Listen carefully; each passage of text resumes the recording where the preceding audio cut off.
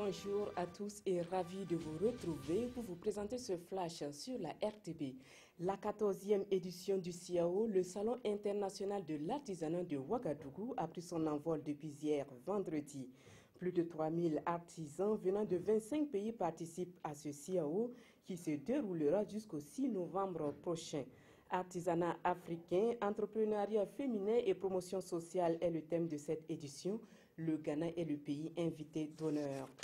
Une conférence de presse pour faire le point des opérations de contrôle du respect de la loi portant interdiction de la production et de la commercialisation des emballages et sachets non biodégradables.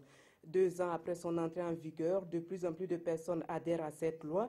Des opérations de contrôle ont été entreprises dans les mois de juin et d'août passés. Les unités contrôlées sont entre autres des pharmacies, des supermarchés et des boulangeries. Le ministre en charge de l'environnement a également annoncé au cours de cette conférence la reprise prochaine des achats des sachets plastiques. Montée de l'incivisme, on en parle toujours.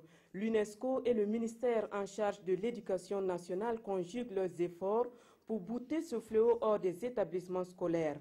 Ils ont lancé depuis ce vendredi la Semaine nationale de la citoyenneté, une semaine qui vise à promouvoir davantage les bonnes pratiques sociales.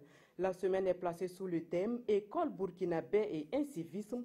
Quelle contribution des acteurs de l'éducation pour une promotion du civisme et de la citoyenneté en milieu scolaire? L'affaire des emails finit par rattraper Hillary Clinton, la candidate à la présidentielle américaine. À 10 jours de l'élection, le FBI a décidé de relancer l'enquête dans l'affaire de la messagerie privée de la candidate, une messagerie qu'elle a utilisée alors qu'elle était secrétaire d'État.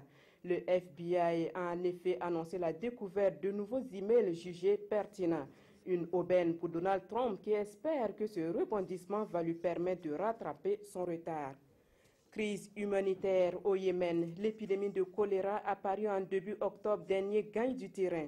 Près de 10 000 enfants de moins de 5 ans seraient déjà morts faute de soins selon l'UNICEF. À ce jour, environ 1400 suspects ont été recensés dans 10 des 23 gouvernorats du Yémen. Cette situation est sans doute la conséquence de la guerre qui déchire le pays depuis des années, entraînant ainsi une dégradation de la situation sanitaire. Le top départ du 29e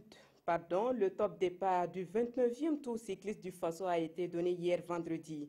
Pour la première étape Ouagadougou-Koupéla, la victoire est revenue à Mathias Sorgo du Burkina. Il endosse pour l'occasion le maillot jaune. Les cyclistes vont entamer aujourd'hui la 2e étape, une étape longue de 130 km. Voilà qui met fin à ce flash d'informations. Merci de l'avoir suivi. Marguerite Douagneau vous retrouve à 13 h pour les informations de la mi-journée.